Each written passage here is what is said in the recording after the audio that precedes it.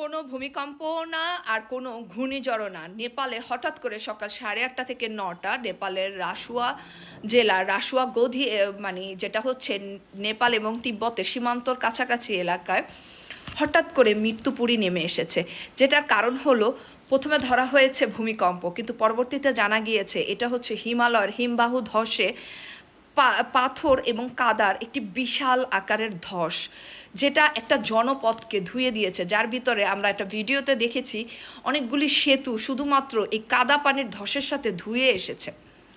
এই ঘটনাটায় প্রায় 600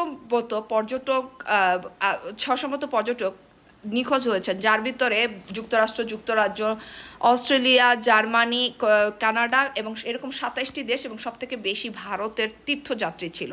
এটা তারা হচ্ছে মাউন্ট কৈলাস এবং হচ্ছে মানস সরোবরে অপেক্ষায় ছিল, যেটা হচ্ছে নেপাল এবং তিব্বতের কাছাকাছি এক অঞ্চল, যেটা হচ্ছে তিব্বতের জন্য তিব্বত একটা তীর্থযাত্রা করে।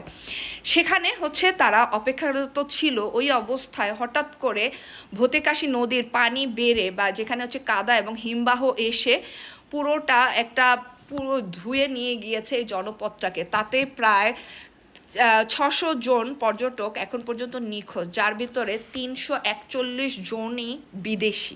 এই বিদেশি পর্যটকের ভিতরে বেশিরভাগই হচ্ছে ভারতের তীর্থযাত্রী, আর অন্যান্যরা হচ্ছে অন্যান্য দেশে।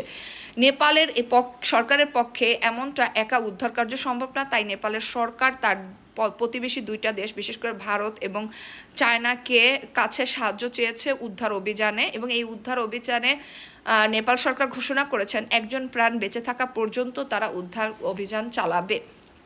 এবং যোগাযোগ ব্যবস্থা থেকে শুরু করে এখন পর্যন্ত শোনা গিয়েছে 19টা সেতু থেকে শুরু করে 40 কিলোমিটার বিস্তৃত অঞ্চল একদম ধ্বংসযজ্ঞ, একদম ধ্বংসলীলা পরিণত হয়েছে।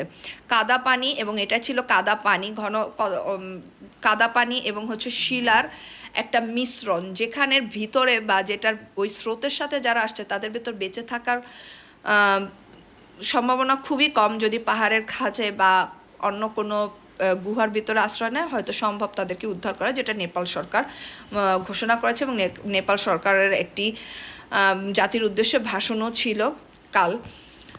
এছাড়াও নেপালের এই দুর্যোগ অবস্থায় বাংলাদেশ সরকার নেপাল সরকারের পাশে থাকার আহ্বান দিয়েছে এবং সাহায্য সহযোগিতা সম্পূর্ণ আশ্বাস দিয়েছে। আর আমরা হচ্ছে নেপালের এই থেকে বুঝতে পারি যে এশিয়ার এই যে গ্লোবাল চেঞ্জিং, এটার হাত থেকে এশিয়ার এই যে হিমালয় থেকে এরকম হঠাৎ করে এই হিমবাহ যে ধসে একটা জনপদ বিস্তীর্ণ এলাকা পুরো ধ্বংস হয়ে যায়, এইটা এশিয়ার জন্য যদিও নতুন না, কিন্তু এরকম সাডেনলি হঠাৎ কোনো পূর্বাভাস ছাড়া, কোনো রকম মেঘ বিস্ফোরণ ছাড়া এবার একটা হয়েছিল ফ্লাশ, যেটা এশিয়ার জন্য অবশ্যই রেড ফ্ল্যাগ। এরকম এই ধরনের ঘটনা যদি আরও হয়, তাহলে জলবায়ু যদি পরিবর্তনের কারণে, তাহলে হয়তো মানব সভ্যতা, বিশেষ করে হিমালয়ের ওইদিকের মানব সভ্যতা হুমকির মুখে।